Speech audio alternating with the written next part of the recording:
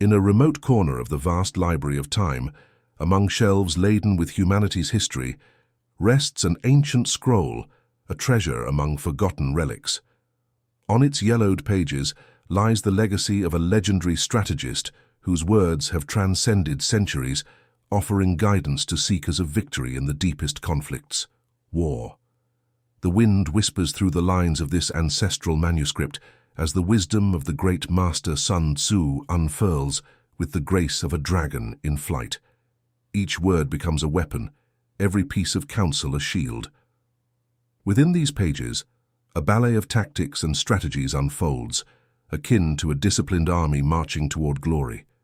From the misty hills of ancient China to modern battlefields, Sun Tzu's art of war has transcended both time and space, illuminating the path to victory for those who pursue it. Embark on this epic journey where ingenuity and cunning wield greater power than mere brute force, and uncover the secrets that have shaped empires and toppled tyrants across the ages. Chapter 1. On Assessment. Sun Tzu says that war is of vital importance to the state. It is the domain of life or death, the path to survival, or the loss of the empire. It must be managed with care. Failing to seriously consider everything related to it is to show a culpable indifference to the preservation or loss of what we hold most dear. We must evaluate it in terms of 5 fundamental factors and compare the various conditions of the enemy camps to determine the outcome of the war. The first of these factors is doctrine, the second is weather, the third is terrain, the fourth is command, and the fifth is discipline.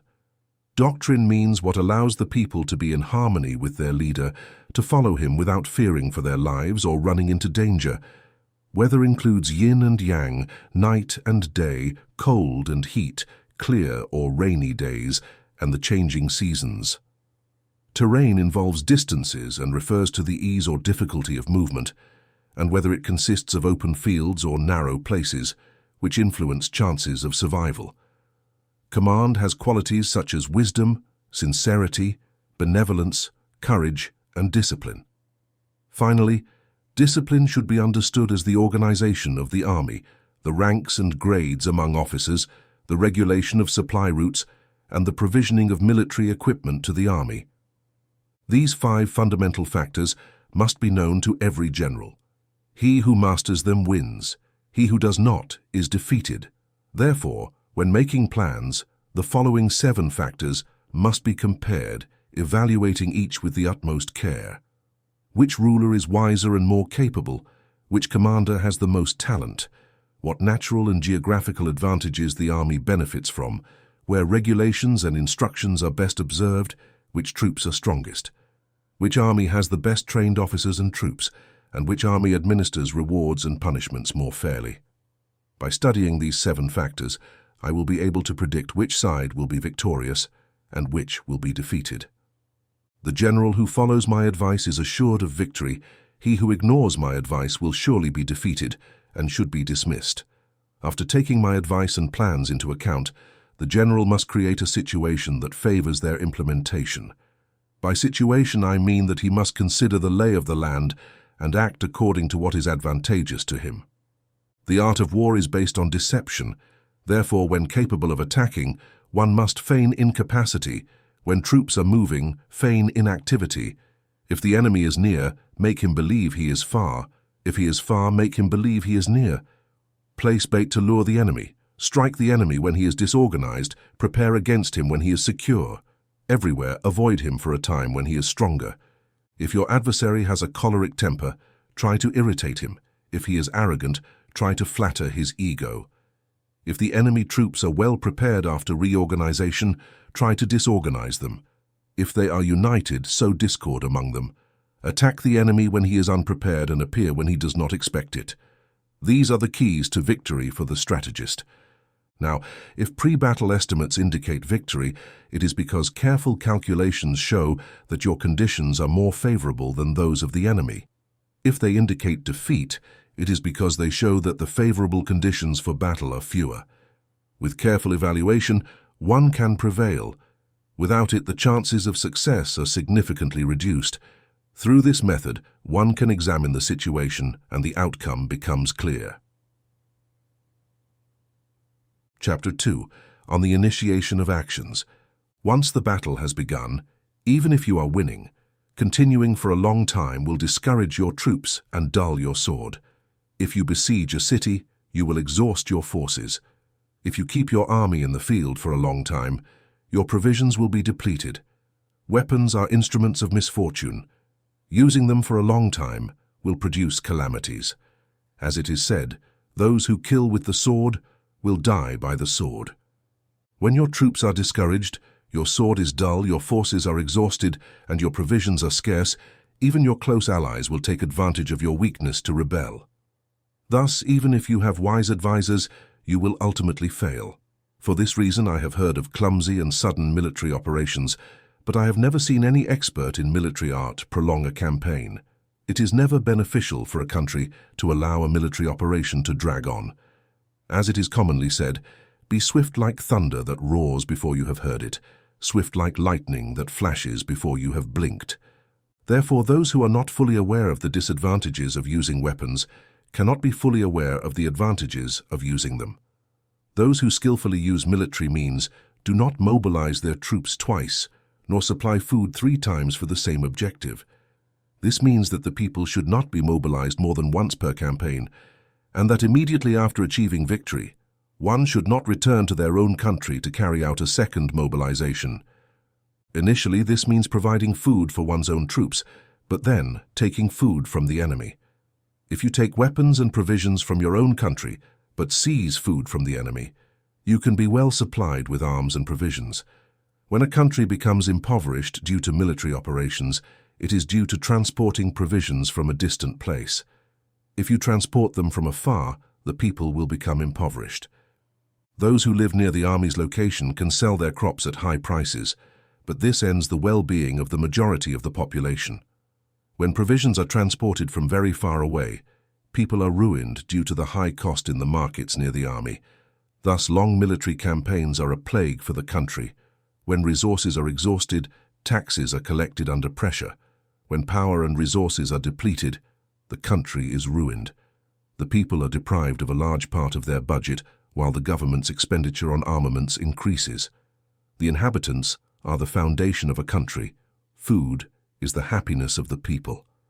The prince must respect this fact and be frugal and austere in public spending. Therefore, an intelligent general strives to deprive the enemy of his food.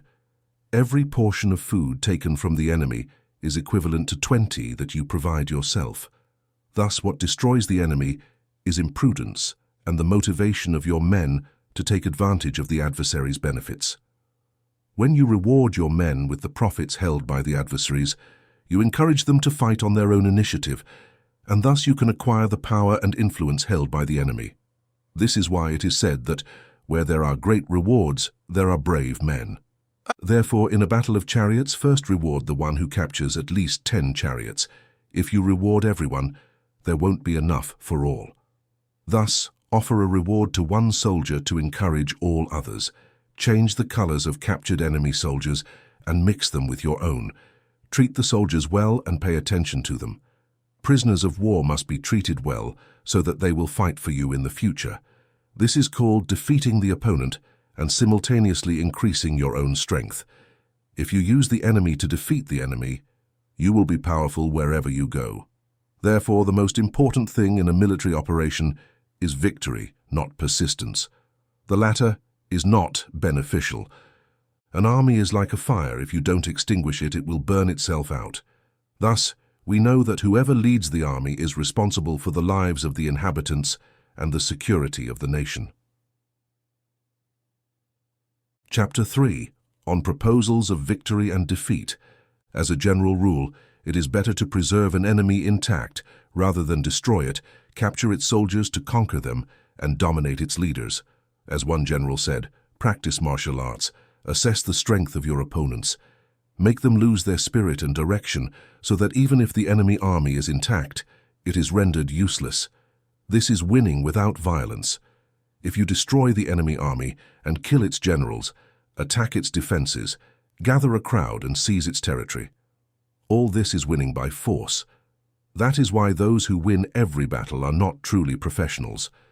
The greatest masters of the art of war are those who manage to render enemy armies powerless without fighting. Superior warriors attack while enemies are making their plans, then defeat their alliances. That's why a great emperor said that one who fights for victory against naked swords is not a good general. The worst tactic is to attack a besieged city. Besieging a city should only be done as a last resort. It takes at least 3 months to prepare your engines and another 3 to coordinate your siege resources. Never attack out of anger and haste. It is advisable to take time to plan and coordinate. Thus, a true master of martial arts defeats other enemy forces without battle, conquers other cities without besieging them, and destroys other armies without spending much time on them. An expert master of martial arts foils enemy plans, disrupts their relationships and alliances, cuts their supplies or blocks their path, thereby winning through these tactics without having to fight.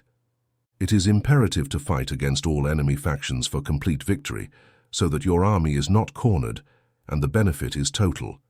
This is the law of strategic siege.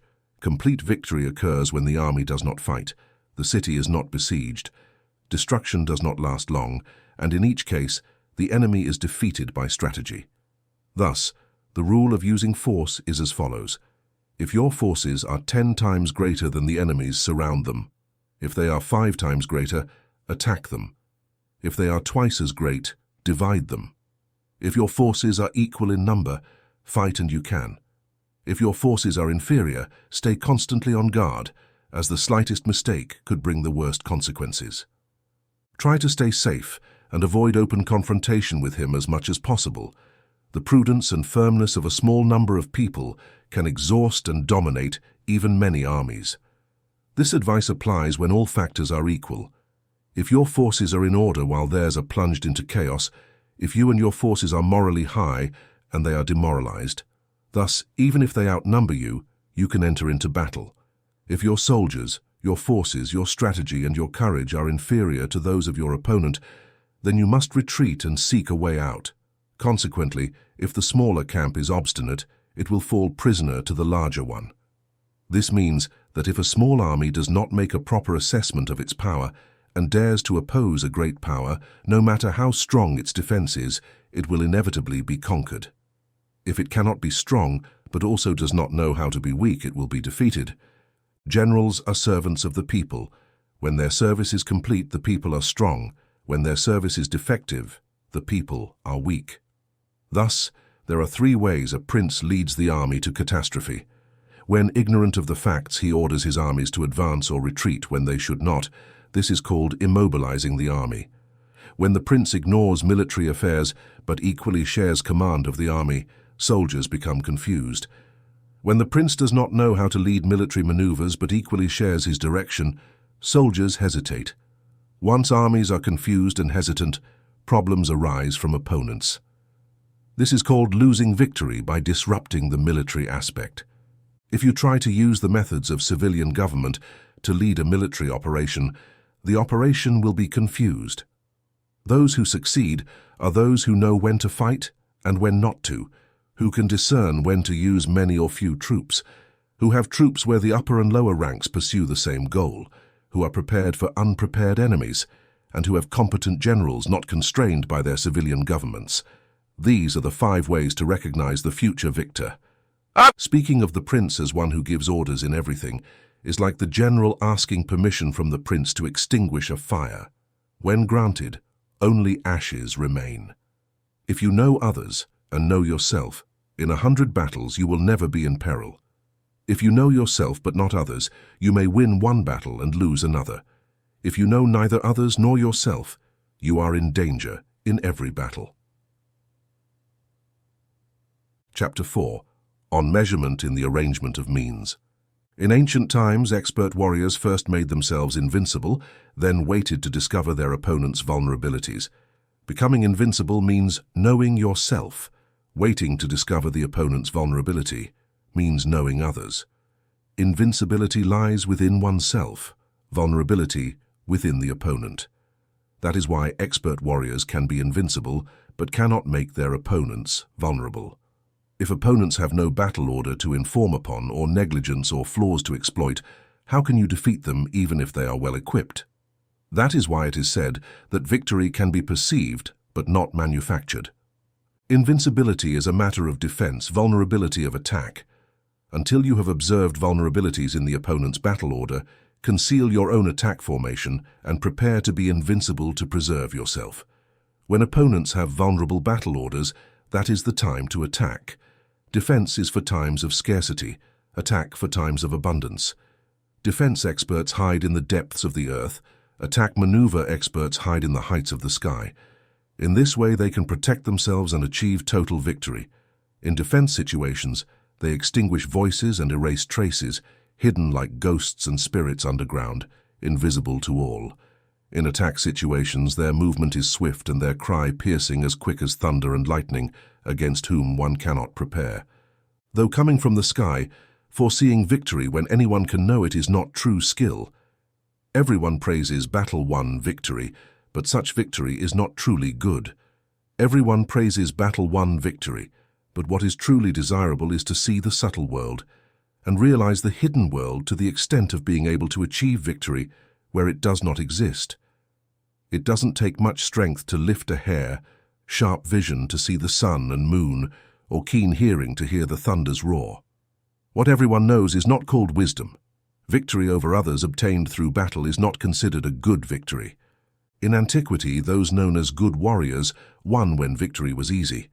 If you are only able to guarantee victory after facing an opponent in armed conflict, that victory is a hard-won one.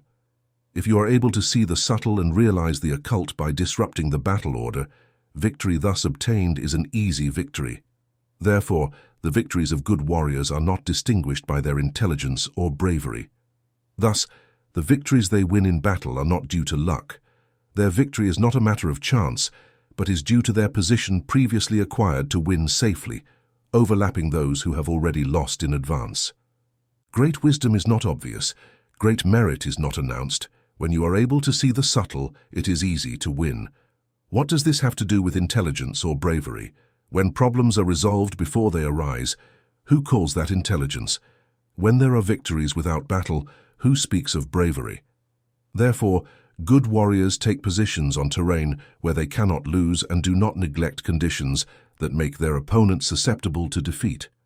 A victorious general first wins and then engages in battle, while a defeated general first fights and then tries to win. This is the difference between those who have a strategy and those who lack premeditated plans. The military rules are 5: measurement, evaluation, calculation, comparison, and victory. The terrain gives rise to measurements, these lead to evaluations, evaluations lead to calculations, calculations lead to comparisons, and comparisons lead to victories. Through comparisons of dimensions, you can know where victory or defeat lies. Therefore, a victorious army is like a kilogram compared to a gram, and a defeated army is like a gram compared to a kilogram. When the victor manages to make, their people fight as if directing a great river into a deep canyon. It's a matter of battle order. When water accumulates in a deep canyon, no one can measure its quantity, just as our defense does not reveal its form. When the water is released, it rushes downward like a torrent, similarly to our own attack. Chapter 5. On Firmness. Strength is accumulated or perceived energy, highly changeable. Experts can defeat the enemy by creating a favorable perception in them, thereby achieving victory without needing to exert their strength. Governing over many as though they were few is a matter of dividing them into groups or sectors. This is organization. Fighting against many troops as though they were few is a matter of demonstrating strength. Symbols and signals refer to gaining a perception of strength and power in opposition. On the battlefield, this concerns formations and flags used to deploy troops and coordinate their movements. Ensuring the army can fight against the adversary without being defeated is a matter of using orthodox or unorthodox methods. Orthodoxy and unorthodoxy are not fixed, but used in a cyclical manner. An emperor, who was a renowned warrior and administrator, spoke of manipulating opponents' perceptions of what is orthodox and unorthodox, then attacking unexpectedly by combining both methods until they merge into one, becoming indefinable to the enemy. The effect of forces is like that of stones thrown at eggs, a matter of fullness and emptiness. When you lure opponents to attack you on your territory, their strength is always empty, at a disadvantage, whereas as long as you do not compete in what you do best, your strength will always be full. Attacking with emptiness against fullness is like throwing stones at eggs. They surely break. When engaging in direct battle, victory is won by surprise. Direct attack is orthodox, indirect attack is unorthodox. There are only two types of attacks in battle: the extraordinary by surprise and the ordinary direct, but their variants are countless. Orthodoxy and unorthodoxy generate each other in a circle without beginning or end. Who could exhaust them? When the flow rate of flowing water reaches the point where it can move stones, it is direct strength. When the speed and maneuverability of a falcon are such that it can attack and kill, it is precision. The same applies to expert warriors. Their strength is swift, their precision exact. Their strength is like that of a catapult. Their precision is hitting the intended target and causing the expected effect. Disorder comes from order, cowardice from courage, weakness from strength. If you want to feign disorder, to deceive your opponents and distract them, you must first organize order, because only then can you create artificial disorder. If you want to feign cowardice to know your opponent's strategy, you must first be extremely brave, because only then can you act shyly, artificially. If you want to feign weakness to induce arrogance in your enemies, you must first be extremely strong, because only then can you pretend to be weak. Order and disorder are a matter of organization. Cowardice is a matter of courage. Recklessness is a matter of strength, and weakness is a matter of training. In battle, when the army has the strength of recklessness and perception, even the timid become courageous, whereas when it loses the strength of recklessness, even the courageous become timid. Nothing is fixed in the laws of war. These develop based on recklessness. With cunning, one can anticipate and make opponents convince themselves of how to proceed and move, helping them to walk on the path you trace for them. You move enemies with the prospect of triumph, so they fall into the ambush. Good warriors seek efficiency in battle from the strength of recklessness and perception, and do not rely solely on the strength of their soldiers. They are able to select the best people, deploy them correctly, and let the strength of recklessness achieve its goals. When there is enthusiasm, conviction, order, organization, resources, and soldier commitment, you have the strength of recklessness, and the timid are courageous. Thus, it is possible to assign soldiers tasks and responsibilities according to their abilities and skills. The courageous can fight, the prudent can serve as sentinels, and the intelligent can study, analyze, and communicate. Each one is useful. Bringing soldiers into battle while letting the force of momentum do its work is like rolling rocks. Rocks remain motionless on flat ground but roll down slopes. They stay fixed if square but rotate if round. Thus, when leading men into battle with cunning, momentum is like round rocks precipitated downhill from the mountain. It is this force that produces victory. Chapter 6. On Fullness and Emptiness. Those who anticipate prepare and arrive first on the battlefield, awaiting the adversary in a rested position. Those who arrive last on the battlefield, who improvise and enter combat, end up exhausted. Good warriors draw opponents toward them and never allow themselves to be drawn out of their fortress. If you bring opponents to you to fight, their strength will always be empty. If you do not go out to fight, your strength will always be full. It's the art of emptying others and filling yourself. What drives opponents to come toward you on their own is the prospect of victory. What discourages opponents from coming toward you is the likelihood of suffering damage. When opponents are in a favorable position, you must tire them out. When they are well fed, cut off their provisions. When they rest, put them in motion. Attack unexpectedly to wear them down as they run to save their lives. Interrupt their provisions, destroy their fields and cut off their supply routes. Appear in critical places and attack where they least expect it, forcing them to come to the rescue. Appear where they cannot go, heading where they least expect. To move hundreds of kilometers without fatigue, cross desert lands. Attacking an open space does not just mean an area where the enemy has no defense. As long as their defense is not strict and the place is not well guarded, Enemies will scatter before you as if you were crossing desert territory to take what you attack. Attack where there is no defense to maintain safe and infallible defense. Defend where there is no attack. Thus, for those who are experts in attack, their enemies do not know where to strike. When instructions are followed, people are sincerely loyal and committed. Defense plans and preparations are firmly embedded, with so much subtlety and restraint that strategies are not revealed in any way, and opponents feel uncertain, their intelligence useless. Be extremely subtle, formless, completely mysterious and confidential, until silent. Thus, you can direct the fate of your opponents, advance without encountering resistance, strike their weaknesses to withdraw evasively. Be faster than them. Military situations are based on speed. Arrive like the wind, move like lightning, and opponents cannot defeat you. Therefore, when you want to engage in battle, even if the opponent is entrenched in a defensive position, they cannot avoid combat if you attack where they must inevitably come to the rescue. When you do not want to engage in battle, even if you draw a line on the ground that you want to hold, the opponent cannot fight against you because you give them a false trail. This means that when opponents come to attack you, you do not fight with them, but establish a strategic change to confuse them and fill them with uncertainty. Therefore, when you urge others to form a formation, while remaining yourself in form, you are focused while your opponent is divided. Make opponents see as extraordinary what is ordinary to you, and as ordinary what is extraordinary to you. This is how you incite the enemy to form a formation. Once the enemy's formation is seen, concentrate your troops against it. Since your formation is not visible, the enemy will severely divide their forces. While you are concentrated, forming a single force, the enemy is divided into 10. You attack a concentration of 1 against 10. Thus, if your forces outnumber theirs, by attacking a few soldiers with many, you will decimate the number of your adversaries. When you are securely entrenched behind good barricades and let no information about your forces leak out, emerge without a precise formation, attack and conquer irresistibly. They must not know where you intend to deliver the battle, for when the enemy is unknown, they set up many surveillance posts, and when many posts are established, you only need to fight small units.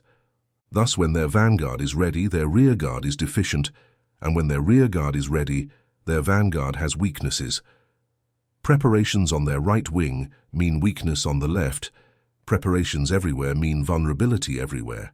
If troops are on guard in many places, they are necessarily dispersed into small units. When you have far fewer soldiers than others, how can this factor help you achieve victory if you do not know the place and date of the battle?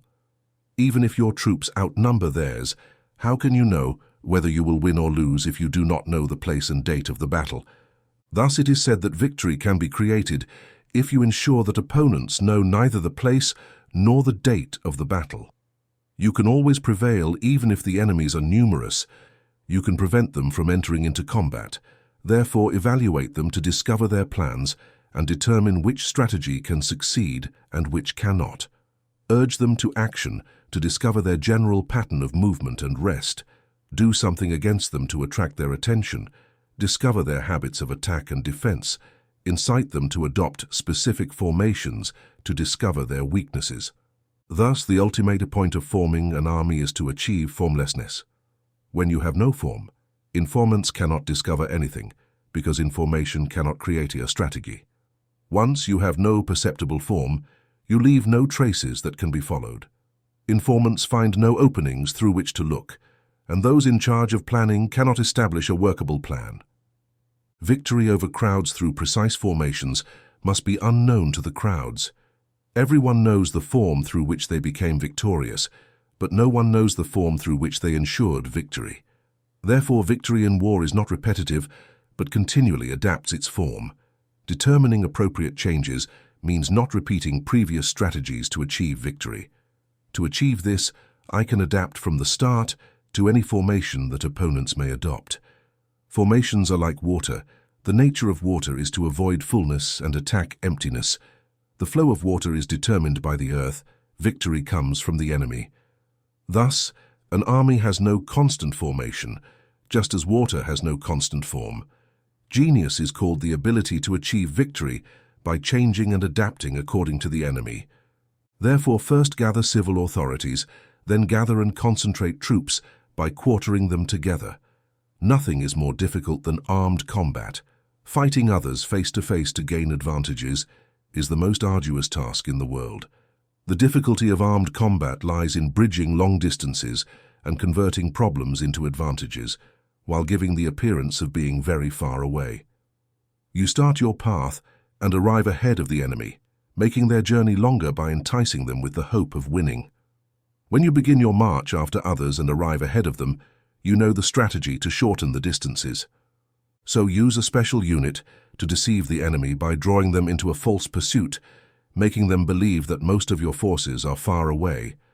Then, launch a surprise attack force that arrives even though it started its path later. Therefore, armed combat can be beneficial for the expert and dangerous for the inexperienced. Mobilizing the entire army for combat to gain an advantage would take much time, but fighting for an advantage with an incomplete army would result in resource shortage. If you mobilize quickly and without stopping day and night, covering twice the usual distance, and if you fight to gain an advantage thousands of kilometers away, your military leaders will be captured. The strongest soldiers will arrive first, the most tired will arrive later. Generally, only 1 out of 10 will succeed when the journey is long. The troops tire, and if they have spent their strength in mobilization, they arrive exhausted while their opponents are fresh. It is thus certain that they will be attacked. Fighting for an advantage 50 kilometers away will counteract command plans, and generally only half of the soldiers will do so. If you fight for an advantage 30 kilometers away, only 2 out of 3 soldiers will cover it. Thus an army perishes if it is not equipped, lacks provisions, or has no money. These 3 things are necessary. You cannot fight to win with an unequipped army or without provisions. Therefore, money facilitates what is necessary. If you do not know your rival's plans, you cannot form precise alliances unless you know the mountains, forests, passes, crossings, and marsh conditions. You cannot maneuver with an armed force unless you use local guides. You cannot take advantage of terrain features. Only when you know every detail of the terrain condition can you maneuver and wage war. Therefore, a military force is used according to the planned strategy, mobilized by the hope of reward and adapted by division and combination. A military force is established by strategy, by distracting the enemy so they cannot know your real situation and cannot impose their supremacy. It is mobilized by the hope of reward, by taking action when it sees the opportunity to gain an advantage. Dividing and recombining troops is done to unsettle the opponent and observe their reaction to you. Thus, you can adapt to achieve victory. That's why when a military force moves swiftly like the wind, when it advances slowly, it's like the forest, voracious like fire that ravages a plain, leaving no blade of grass. Motionless like a mountain when quartered, it's as difficult to know as darkness. Its movement is like thunder rumbling. To occupy a place, divide your troops to extend your territory, share the benefits. The general rule of military operations is to deprive the enemy of food as much as possible. However, in localities where people do not have much, it is necessary to divide troops into smaller groups so they can take what they need from different places, because only then will they have enough. As for sharing the spoils, it is necessary to distribute them among the troops to keep what has been gained and not let the enemy take it back. Act after making an estimation. The one who first knows the measure of what is far and what is near is the first to act. This is the general rule of armed combat. The first to make the move is the guest, the last is the host. The guest struggles, the host has an easy life. Near and far mean movement, fatigue, hunger, and cold resulting from movement. An ancient book on military affairs says that words are not listened to, which is why cymbals and drums are made. Flags and banners are made because of the lack of visibility. Cymbals, drums, flags, and banners are used to focus and unify the soldiers' ears and eyes. Once they are unified, the courageous cannot act alone, and the timid cannot retreat alone. Here is the general rule for the use of a group. To unify the ears and eyes of soldiers means to make them look and listen in synchrony, so that they do not fall into confusion and disorder. Signals are used to indicate directions and prevent individuals from going where they please. Thus, during nighttime battles, use fires and drums, and during daytime battles, employ flags and banners to manipulate the ears and eyes of soldiers. Use numerous signals to blur the enemy's perceptions and make them fear your formidable military power. In this way, you drain the energy of their armies and demoralize their generals. First and foremost, you must be able to remain firm in your own heart. Only then can you demoralize enemy generals. That is why tradition states that people of old had the firmness to demoralize, and the ancient law of those who led combat chariots said that when the spirit is firm, fresh energy is victorious. Thus the morning energy is full of zeal, that of midday declines, and evening energy withdraws. Therefore, experts in handling weapons prefer enthusiastic energy. They attack those in decline and those withdrawing. They dominate energy. Any weakling in the world is ready to fight in a minute if he feels lively. But when it comes to really taking up arms and fighting, he is possessed by energy. When this energy is exhausted, he will stop, be afraid, and regret having started. The reason why this class of armies looks down on strong enemies, just as it looks at virgins, is because it uses their aggressiveness, stimulated by any cause. Using order to confront disorder, using calm to face those who are agitated, is to dominate the heart. Unless your heart is completely open and your mind is in order, you cannot hope to be capable of adapting to respond without limits, of managing events infallibly, of facing severe and unexpected difficulties without being troubled, of leading everything without confusion. Dominating strength means waiting for those who come from afar, keeping comfortably those who are tired and sated, and feeding the hungry. This is what is meant by drawing others to where you are, while avoiding being misled to where they are. Avoid confronting well-ordered combat formations and do not attack large battalions. Therein lies the secret of adaptation.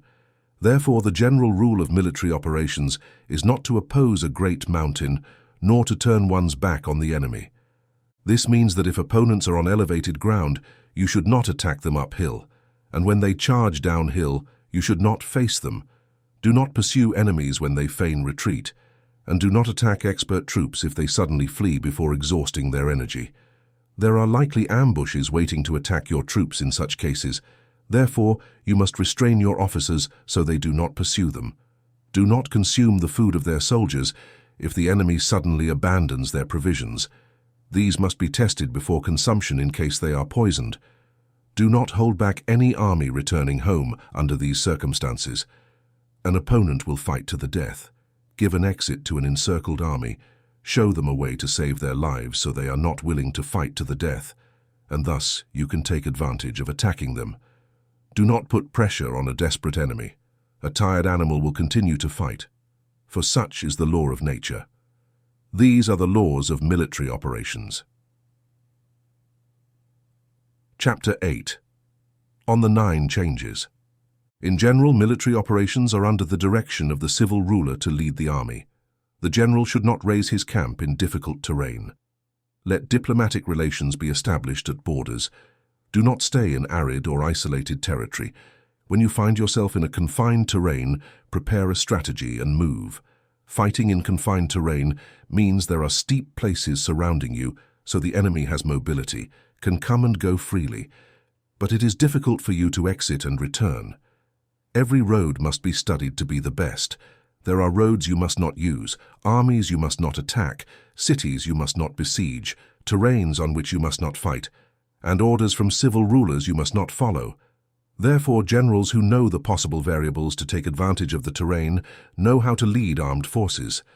If generals do not know how to adapt advantageously, even if they know the condition of the terrain, they cannot profit from it if they lead armies but are ignorant of the arts of total adaptability.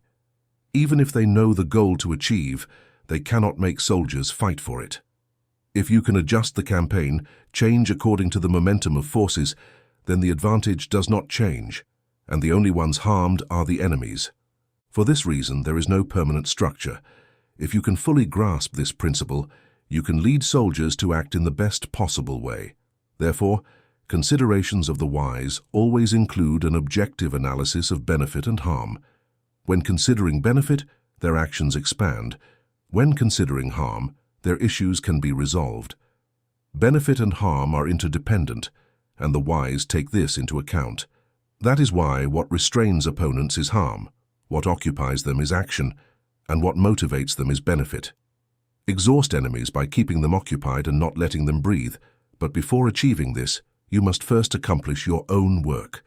This work involves developing a strong army, a prosperous people, a harmonious society, and an orderly way of life.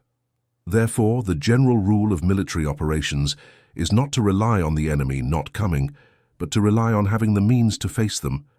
Not to rely on the adversary not attacking, but on possessing what cannot be attacked.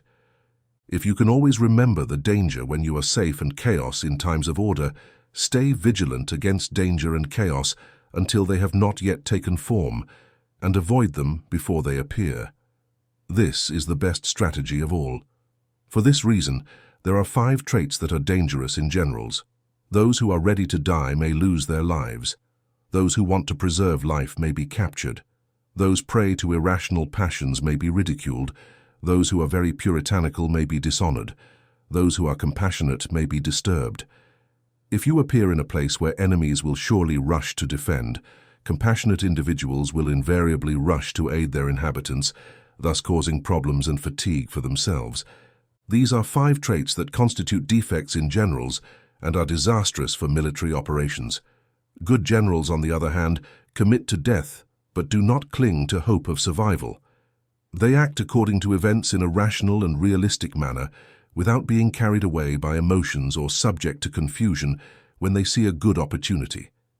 They are like tigers, otherwise they close their doors.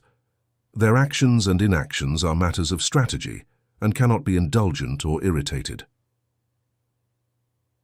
Chapter 9. On the distribution of resources. Military maneuvers are the result of plans and strategies in the most advantageous way to win. They determine the mobility and efficiency of troops. If you are going to place your army in a position to observe the enemy, quickly traverse the mountains and observe them from a valley.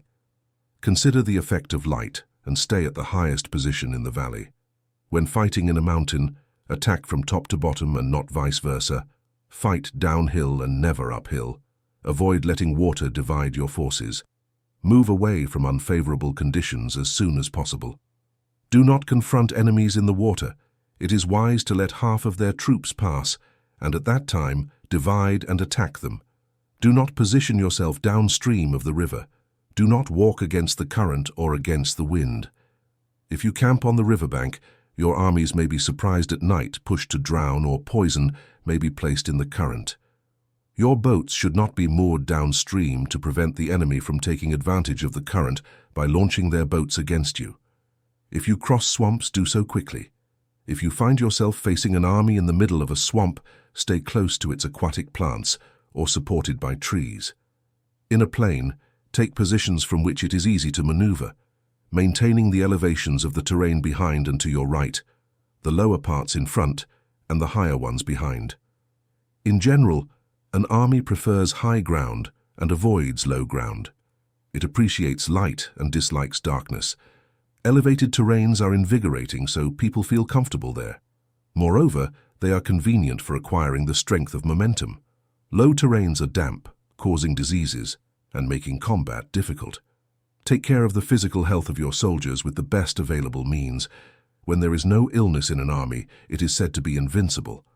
Where there are mounds and terraces, position yourself on the sunny side, always keeping it to your right and behind. Positioning in the best part of the terrain is advantageous for a military force. Advantage in a military operation consists of taking advantage of all beneficial factors of the terrain. When it rains upstream and the current brings foam if you want to cross it, wait for it to stop.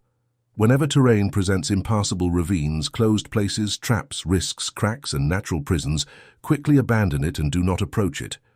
As for myself, I always keep a distance from these terrain accidents, so that opponents are closer to them than I am.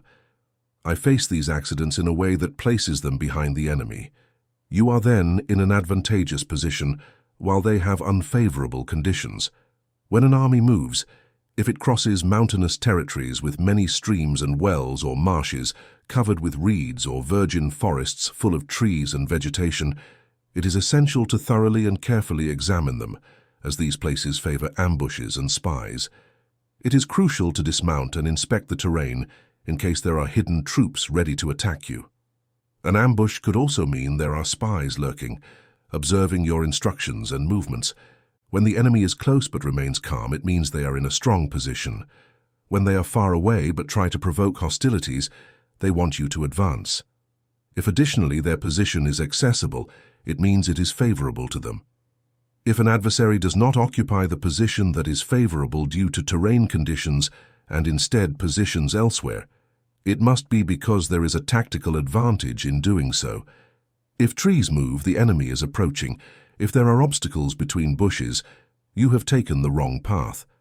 The idea of placing many obstacles between bushes is to make you believe there are ambush troops in the middle. If birds fly away, there are ambush troops on sight. If animals are frightened, attacking troops are present. If thick and tall dust columns rise, chariots are approaching. If it is low and wide, infantry soldiers are approaching. Dispersed clouds mean wood is being cut. Small dust clouds that come and go indicate it is time to move camp. If enemy messengers speak humbly while increasing war preparations, it means they are advancing. When haughty words are spoken and there is ostensible advancement, it signals the enemy is withdrawing. If their messengers come with humble words, send spies to observe the enemy, and you will find they are reinforcing war preparations. When light chariots come out first and position themselves on the flanks, they establish a front line. If messengers arrive seeking peace without signing a treaty, they are plotting deceit. If the enemy quickly deploys chariots in battle ranks, they are expecting reinforcements and will not rush into ordinary conflict unless they understand it will help them, or there must be a force waiting at a distance to gather their troops and attack you. Immediate preparation for this eventuality is necessary. If half of their troops advance and the other half retreats, the enemy is setting a trap for you. In this case, the enemy simulates confusion and disorder to goad you into advancing. If enemy soldiers support each other, they are hungry. If water-bearers drink first, troops are thirsty. If the enemy sees an advantage but does not exploit it, they are tired. If birds gather in the enemy's field, the place is empty. If birds fly over a town, the army has fled. If calls are heard at night, enemy soldiers are terrified, fearful, and restless, thus calling out to each other. If the army lacks discipline, it means the general is not taken seriously. If banners move, it means confusion reigns. Signals are used to unify the group. Thus, if they move in a disordered manner, it means their ranks are confused. If their messengers show irritation, they are fatigued. If they kill their horses for meat, soldiers lack food. If they lack pots and do not return to their camp, they are completely desperate enemies. If undisciplined murmurs are heard and soldiers talk among themselves, it means troop loyalty is lost. Murmurs express true feelings. Indiscipline indicates problems with superiors. When command loses troop loyalty, soldiers openly discuss problems with their superiors. If they award many rewards, the enemy is in a deadlock. If they order too many punishments, the enemy is desperate. When the force of their momentum is exhausted, they constantly give rewards to keep soldiers happy and prevent a massive revolt. When soldiers are so exhausted they cannot follow orders, they are punished repeatedly to restore authority. Being violent at first and calming later while fearing your own soldiers is the height of incompetence. Messengers who come with a conciliatory attitude indicate the enemy seeks a truce. If enemy troops face you eagerly but delay entering battle without abandoning the terrain, they are carefully preparing a surprise attack. In military matters, it is not necessarily more beneficial to have numerical superiority. It is sufficient to avoid acting with unnecessary violence. Consolidating power, making estimates about the enemy, and gathering troops are sufficient. An enemy who acts in isolation, lacks strategy, and does not take opponents seriously will inevitably be defeated. If your plan does not include a strategy for retreat or follow-up after the attack, but relies exclusively on your soldiers' strength and takes opponents lightly without assessing their condition, you will surely be captured. If soldiers are punished before acquiring loyalty to the command, they will not obey, and if they do not obey, it will be difficult to employ them. They also cannot be used if there is no punishment, even after gaining their loyalty. When an underground sense of esteem and trust exists, and soldiers' hearts are already bound to the command, if discipline slackens, soldiers become arrogant and impossible to employ.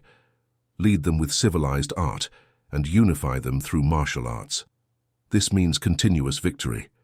Civilized art means humanity, and martial arts mean rules. Lead them with humanity and compassion, and unify them strictly and firmly. When compassion and firmness are evident, victory can be assured. When orders are given clearly, simply, and consistently to the troops, they accept them. When orders are confused, contradictory, and changing, troops either do not accept or do not understand them. When orders are reasonable, fair, simple, clear, and consistent, there is mutual satisfaction between the leader and the group. In difficult terrain to leave, you are limited. If your enemy is unprepared, you can win by advancing. But if the enemy is prepared and you advance, you will struggle to return to them, which works against you. Understanding these 6 types of terrain is the primary responsibility of the general, and it is essential to consider them. Generals who ignore them are defeated. Thus, among the troops, there are those who flee, those who retreat, those who collapse, those who rebel, and those who are defeated. None of these circumstances is a natural disaster, but they result from the mistakes of the generals. Troops with the same momentum, but attacking in a proportion of 1 to 10, are defeated. Those with strong troops but weak officers retreat. Those with weak soldiers led by strong officers will struggle. When senior officers are angry and violent, and they face the enemy out of spite, and when generals ignore their capabilities, the army collapses. As a general rule, to defeat the enemy, the entire military command must have a single intention, and all military forces must cooperate. Generals who are weak and lack authority, when orders are unclear, when officers and soldiers lack solidity, and formations are anarchic, there is rebellion.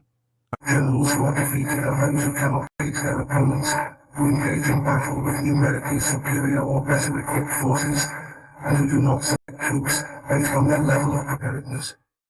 If you use soldiers without sorting the prepared from the unprepared, the daring from the fearful, you are seeking your own defeat.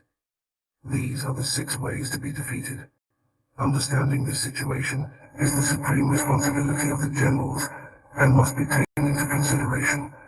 The first is not assessing the number of forces. The second is the absence of a clear system of rewards and punishments. The third is insufficient training. The fourth is irrational passion. The fifth is the inefficiency of law and order. And the 6th is the failure to select strong and resolute soldiers. Terrain configuration can support the army. For military leaders, the appropriate course of action is to calibrate the opponent to ensure victory and to calculate risks and distances. Those who fight battles considering these elements emerge victorious. Those who fight ignoring them are defeated. Therefore, when the laws of war indicate certain victory, it is clearly appropriate to engage in battle, even if the government has ordered not to attack. If the laws of war do not foresee certain victory, it is appropriate not to enter into battle, even if the government has ordered to attack. In this way, advancing without seeking glory, ordering retreat without avoiding responsibility, solely to protect the population and in the interest of the government, a valuable service is rendered to the nation. Thus, advancing and retreating against government orders is not done for personal gain, but to safeguard the lives of the population and for the genuine benefit of the government. Servants of this caliber are highly beneficial to a nation. Take care of your soldiers as you would for a newborn, and they will be ready to follow you into the deepest valleys. Take care of your soldiers as you would for your beloved children, and they will willingly die with you. But if you are so kind to them that you cannot use them, if you are so indulgent that you cannot give them orders, if you are so informal that you cannot discipline them, your soldiers will be like spoiled children and thus useless. Rewards should not be used alone, and reliance solely on punishments should be avoided. Otherwise, troops, like spoiled children, get used to taking everything for granted or resenting everything. All of this is harmful and renders them useless. If you know your soldiers are capable of attacking, but are unsure if the enemy is vulnerable to an attack, you only have half the chance of winning. If you know your enemy is vulnerable to an attack, but are unsure if your soldiers are capable of attacking, you only have half the chance of winning. If you know the enemy is vulnerable to an attack, and your soldiers can execute it, but are unsure if the terrain is favorable for battle, you only have half the chance of winning. Therefore, those who know martial arts do not waste time when making their moves and do not exhaust themselves when attacking. That is why it is said that when you know yourself and know others, victory is not in danger. When you know heaven and earth, victory is inexhaustible. Chapter 11 on the 9 types of terrain according to the laws of military operations. There are 9 types of terrain.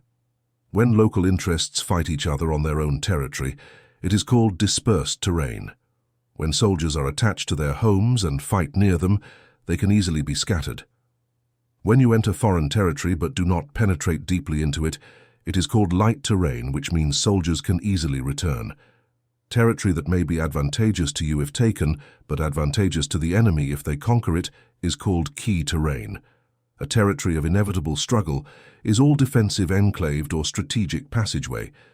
Equally accessible for you and for others, it is called communication terrain. Territory surrounded by 3 rival territories and providing the first free access to everyone is called intersection terrain. Intersection terrain is where the main communication routes converge. By taking it first, people will have to align with your side. If you lose it, you are in danger. When you penetrate deeply into foreign territory and leave behind many towns and villages, it is called difficult terrain. It is difficult to get out of it. When you traverse wooded mountains, steep passes, or other difficult-to-cross obstacles, it is called unfavorable terrain. When access is narrow and the exit is tortuous, so that a small enemy unit can attack you, even if your troops are larger, it is called surrounded terrain.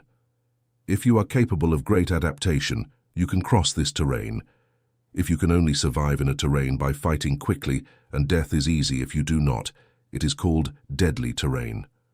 Troops in deadly terrain are in the same situation as if they were on a sinking boat or in a burning house. Thus, do not fight on dispersed terrain. Do not stop on light terrain. Do not attack on key terrain occupied by the enemy. Do not let your troops be divided on communication terrain, on intersection terrains.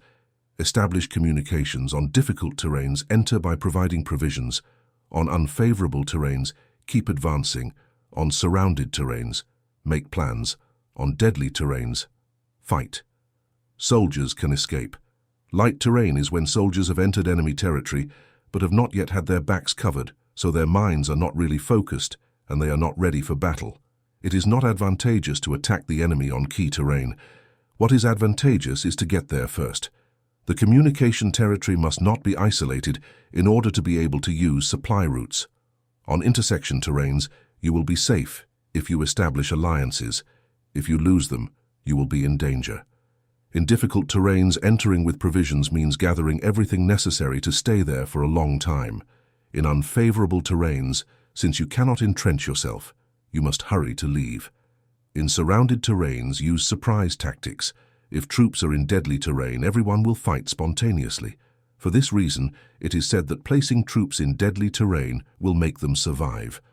The warriors, formerly considered experts in the art of war, were capable of breaking the contact between the vanguard and the enemy rearguard, of creating trust between large and small units, of arousing mutual interest in the well-being of different ranks, of providing mutual support between rulers and ruled, of recruiting soldiers and their armies.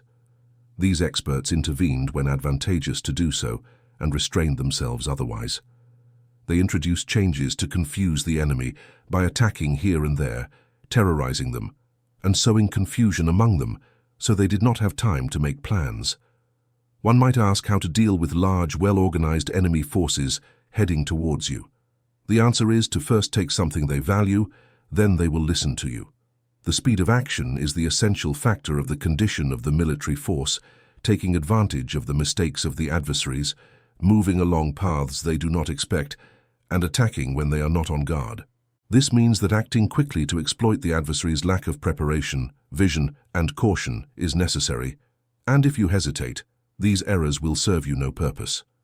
Generally, The deeper invaders penetrate into foreign territory, the stronger they become to the point that the native government can no longer expel them. Choose fertile fields and the troops will have enough to eat. Ensure their health and avoid fatigue. Consolidate their energy. Increase their strength. Let the movements of your troops and the preparation of your plans be unfathomable. Consolidate the most enthusiastic energy of your troops. Save the remaining forces. Keep your formations and plans secret by remaining unfathomable to the enemies, and wait for a vulnerable point to occur to advance. Place your troops in a dead-end place so that they will have to die before they can escape. For facing the possibility of death, they will not be willing to do what the warriors then give the best of their strength when faced with serious danger. They lose fear when there is nowhere to go. They remain firm when they are fully involved. On a terrain, they cling to it if they have no other choice. They will fight to the end. That is why soldiers remain vigilant without needing to be stimulated. They prepare without needing to be called. They are friendly and do not need promises. And they can be trusted without needing orders. That means that when fighters are in danger of death, regardless of their rank, they all have the same goal, and therefore they are vigilant without needing to be stimulated. They have goodwill spontaneously and without needing to receive orders, and they can naturally be counted on without promises or needing a hierarchy. Forbidden omens to avoid doubts, and the soldiers will never abandon you if your soldiers have no wealth. It is not because they diet. If they do not have more longevity, it is not because they do not want to live longer. The day the march order is given, the soldiers cry. So a cleverly prepared military operation must be like a fast snake that counters with its tail when someone attacks it from the head, counters with the head when someone attacks it from the tail, and counters with the head and tail when someone attacks it from the middle. This image represents the method of a battle line that quickly responds when attacked. An 8 classic battle formation manual says, "Make the front the rear, make the rear the front, with 4 heads and 8 tails. Make the head everywhere, and when the enemy attacks through the center, the head and tail will come to the rescue." It may be wondered if it is possible to make a military force a force like a fast snake. The answer is affirmative. Even people who hate each other, finding themselves in the same boat, will help each other in case of danger of capsizing. It is the strength of the situation that makes it possible. That is why it is not enough to trust in harnessed horses and fixed wheels. One ties the horses to form a stable combat line and fixes the wheels to prevent the carts from moving. But even so, it is not sufficiently safe and one cannot rely on it. It is necessary to allow variations to changes made by putting the soldiers in mortal situations so that they fight spontaneously and help each other side by side. This is the path to safety and achieving certain victory. The best organization is to allow the expression of courage and to maintain it constant. Succeeding with weak troops and with seasoned troops is based on the configuration of circumstances. If you have the advantage of the terrain, you can defeat opponents even with light and weak troops. The more you can do it if you have powerful and seasoned troops, which makes victory possible for both types of troops. These are the circumstances of the terrain. Therefore, military operations experts obtain the cooperation of troops in order to lead a group like a single individual who has only one option. It belongs to the general to be calm, reserved, fair, and methodical. His plans are calm and absolutely secret so that no one can discover them. He is fair and methodical so that no one dares take them lightly. He can keep his soldiers in total ignorance of his plans. He changes his actions and revises his plans so that no one can recognize them. He moves his location and moves by winding paths so that no one can anticipate. You can win when no one can understand at any time what your intentions are. A great man once said, "The main trick valued in military operations does not only target enemies but starts with one's own troops to make them follow you without knowing where they are going." When a general sets an objective for his troops, it's like someone climbing to a high place and then removing the ladder. When a general pushes deep into enemy territory, he tests all his potential. He burns his troops' ships and destroys their homes, thus leading them like a herd, and all are unaware of where they are headed. It falls to the generals to gather the armies and place them in perilous situations. They must also examine adaptations to different terrains, the advantages of concentration or dispersion, and patterns of human sentiments and situations. When considering the advantages and disadvantages of concentration and dispersion, it means that human behavioral patterns change according to different types of terrain. In general, the general scheme of invaders is to cluster when at the heart of enemy territory, but they tend to disperse when at the borders. When you leave your territory and cross the border in a military operation, you find yourself on isolated terrain. When accessible from all sides, it's terrain for communication. When you penetrate deeply, you're on difficult terrain. When you enter lightly, you're on light terrain. When behind you are impenetrable forests and ahead are narrow passages, you're on surrounded terrain. When there's nowhere to go, it's deadly terrain. Thus, on dispersed terrain, I would unify the spirits of the soldiers. On light terrain, I would keep them in contact. On key terrain, I would urge them to hurry to take it. On intersection terrain, I would pay attention to defense. On communication terrain, I would establish strong alliances. On difficult terrain, I would ensure continuous supplies. On unfavorable terrain, I would encourage my troops to quickly exit. On surrounded terrain, I would close the entrances. On deadly terrain, I would tell my troops there's no chance of survival. Therefore, soldiers' psychology is to resist when surrounded, to fight when unavoidable, and to obey in extreme situations. Until soldiers see themselves surrounded, they lack the determination to resist the enemy until victory. When desperate, they present a unified defense. That's why those ignorant of enemy plans can't prepare alliances. Those unaware of terrain circumstances can't maneuver their forces. Those not using local guides can't exploit the terrain. Effective government military personnel must know all these factors. When the army of an efficient government attacks vast territory, the people can't assemble. When its power exceeds that of opponents, forming alliances is impossible.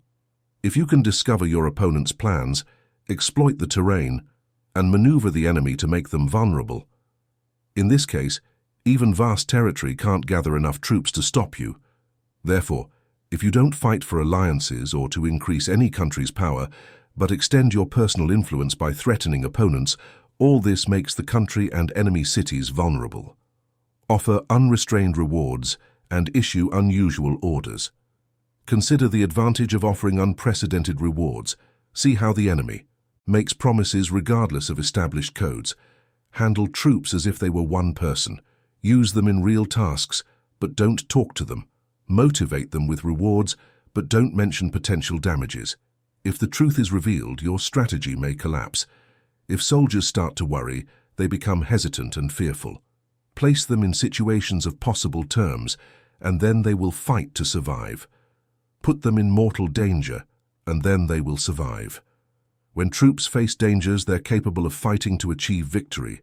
Thus, the task of a military operation is to simulate the enemy's intentions. If you fully focus on this, you can kill their general even if you're kilometers away. This is called skillfully achieving the objective. Initially, you adapt to their intentions, then you kill their generals. This is skill in achieving the objective. Therefore, on the day war is declared, borders are closed, safe conducts are broken, and the passage of emissaries is prevented. Business is decided rigorously from the beginning of planning and strategy establishment.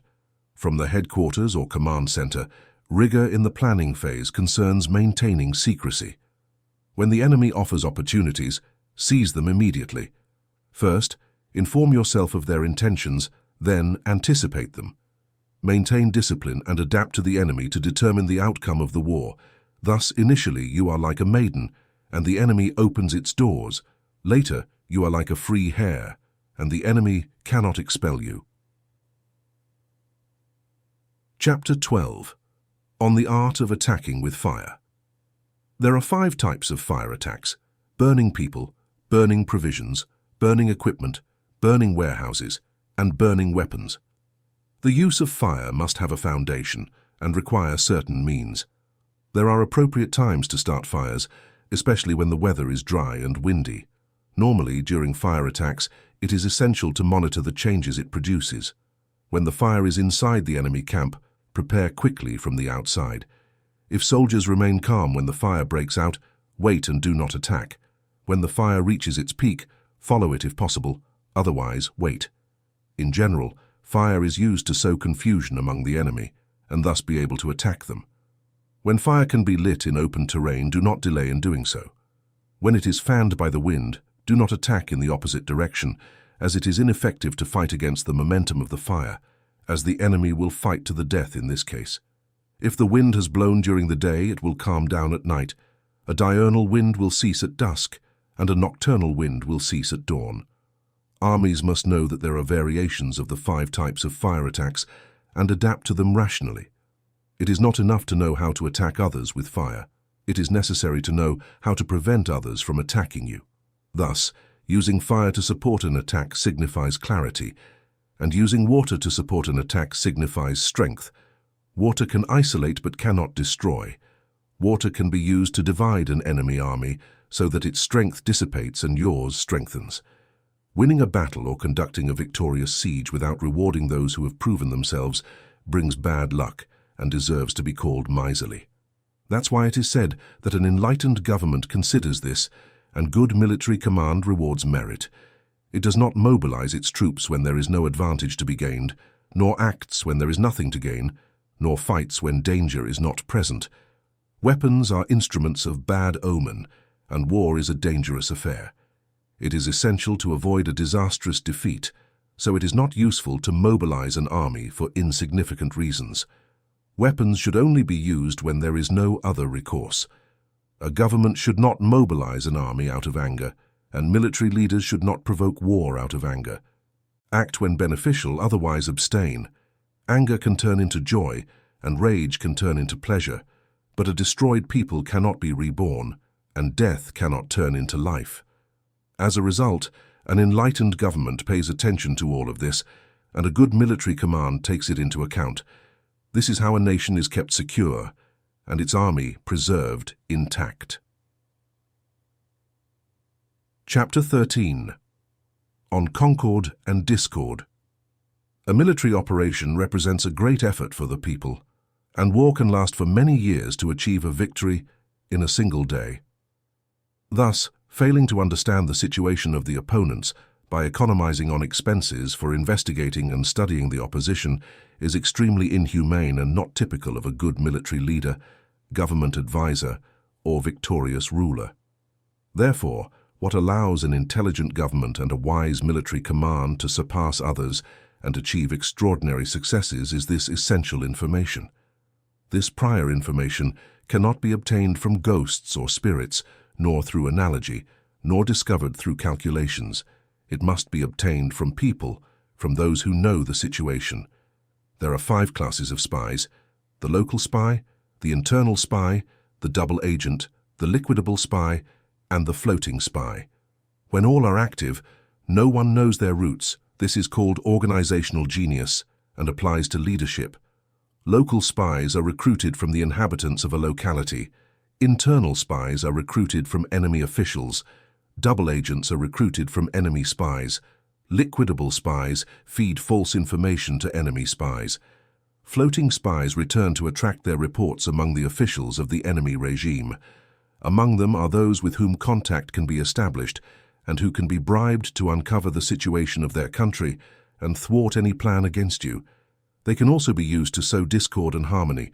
Therefore, no one in the armed forces is treated with as much familiarity as spies, no one receives rewards as great as them, and no subject is more secretive than espionage. If spies are not treated properly, they can become turncoats and work for the enemy. Spies cannot be used without sagacity and knowledge. Spies cannot be used without humanity and justice. The truth cannot be obtained from spies without subtlety. It is certainly a very delicate matter. Spies are useful everywhere. Every affair requires prior knowledge. If a spy's affair is disclosed before the spy has informed, both the spy and the one who disclosed it must be eliminated. Whenever you want to attack an army, besiege a city, or attack a person, beforehand identify the generals defending them, their allies, visitors, sentinels, and servants. Thus ensure that your spies know everything about them. Whenever you are going to attack and fight, you must first know the talents of the enemy's servants, and thus you can confront them according to their capabilities. Seek out enemy agents who have come to spy on you, bribe them, and encourage them to defect to your side so you can use them as double agents. With the information thus obtained, you can find local and internal spies to recruit. With information obtained in this manner, you can fabricate false information using liquidable spies. With information thus obtained, you can ensure that floating spies act according to the planned strategies. It is essential for a leader to know the 5 classes of espionage, and this knowledge depends on double agents. Thus, they must be well treated. Only a brilliant leader or a wise general who can use the smartest individuals for espionage can be assured of victory. Espionage is crucial for military operations, and armies depend on it to carry out their actions successfully. It will not be advantageous for the army to act without knowing the enemy's situation, and knowing the enemy's situation is not possible without espionage.